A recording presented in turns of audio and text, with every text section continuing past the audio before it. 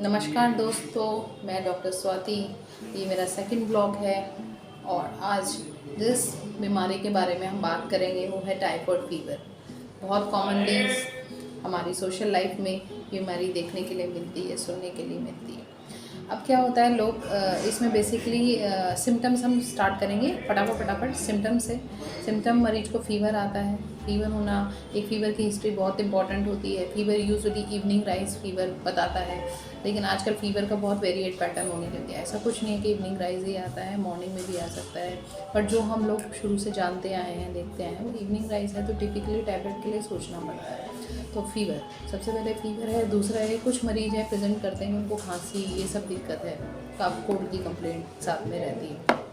कुछ मरीज़ हैं जो एब्डोमिनल डिस्कम्फर्ट की सिम्टम्स बताते हैं कि पेट में दिक्कत हो रही है, मरोड़ हो रहा है या लूज़ मोशन हो रहा है। तो इसमें वेरिएट सिम्टम होते हैं, कुछ पर्टिकुलरली एक सिम्टम नहीं होता है।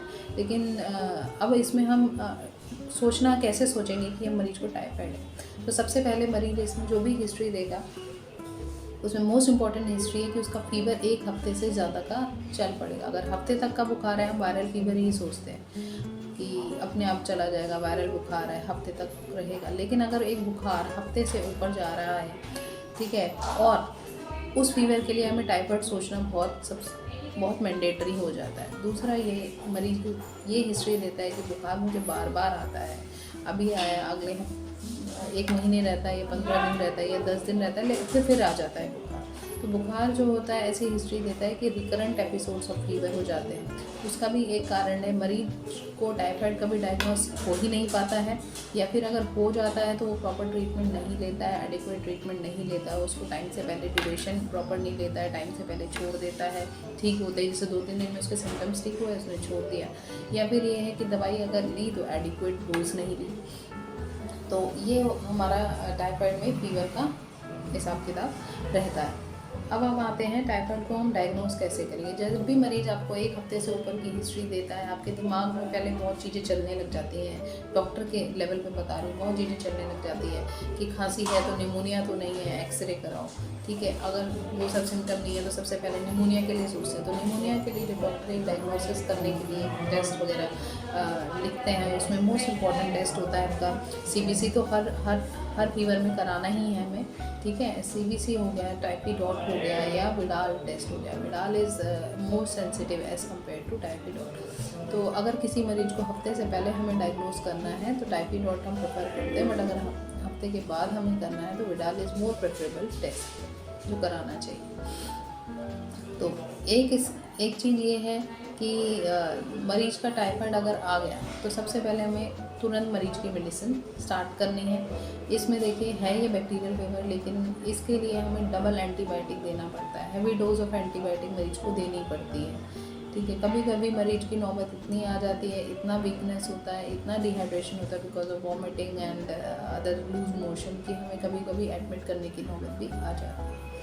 तो इसमें प्रेफरेबल, अगर हम ट्रीटमेंट पार्ट से जाएँ तो preferable mode of treatment is सिफिक्सिंग ग्रुप ऑफ ड्रग, ठीक है। मेरी जितनी प्रैक्टिस है, मैंने जितना देखा है, लोग कॉम्बिनेशन में दवाइयाँ देते हैं, मतलब दवाई दे देते हैं कॉम्बिनेशन में। तो हमें, मेरे हिसाब से मरीज को प्रॉपर डोज देनी चाहिए और अलग अलग करके एडिक्वेट इफेक्ट में डोज देनी चाहिए। तो फर्स्ट इज़ योर सिफिक्सिन, एडल्ट के लिए बता रही हूँ। सिफिक्सिन 400 mg सुबह शाम, azithromycin 500 mg OD, any DSR, any Pantop और Pantocid, any DSR, any PPI आप ले सकते हैं। देन उसके बाद एनी ऑफ द मल्टीविटामिन, ठीक है। तो दीज आर द 4 ड्रग, इससे ज़्यादा कुछ लेने की ज़रूरत नहीं है, ठीक है। इसका जो सैल्मोनेला टाइप है, ये पॉजिटिव एजेंट जो हमारे गॉल ब्लैडर में जाके सेटल हो जाता है, जिसको जाने में भी टाइम ले जाता है। तो दोबारा से आफ्टर 14 डेज कोई टेस्ट कराने के लिए इतना अर्जेंसी नहीं होनी चाहिए कि हम टेस्ट करा के देखें विडाल कौन नेगेटिव आ गया या टाइफाइड नेगेटिव आ गया कि नहीं आ गया। It will take time to resolve on it own. तो what you have to do, you just take your treatment adequately. And हाँ, आप प्रिकॉशन पॉइंट्स हैं, मोस्ट इंपॉर्टेंट ट्रीटमेंट हमने पहले बता दी, बट प्रिकॉशन अब बता देती हूँ। ये जो बीमारी है ये फीको ओरल रूट से होती है। तो avoid eating food from outside, junk food, oily food, ठीक है, ये सब आपने अवॉइड करना है। फ्रूट्स वेजिटेबल वॉश करके अच्छे से फिर कुक करके खाने हैं, ठीक है। और बाहर का बिल्कुल अवॉइड करिए। पानी का मेन ध्यान देना है, पानी या तो आर का, बिस्लरी का, यही पानी इस्तेमाल करना है, या फिर बॉयल वाटर इस्तेमाल कीजिए। डायरेक्ट टैप वाटर ये सब यूज़ नहीं करना है।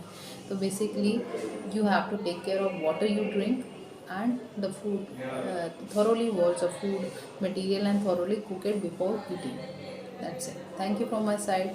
If you like this video, please subscribe करें, share करें and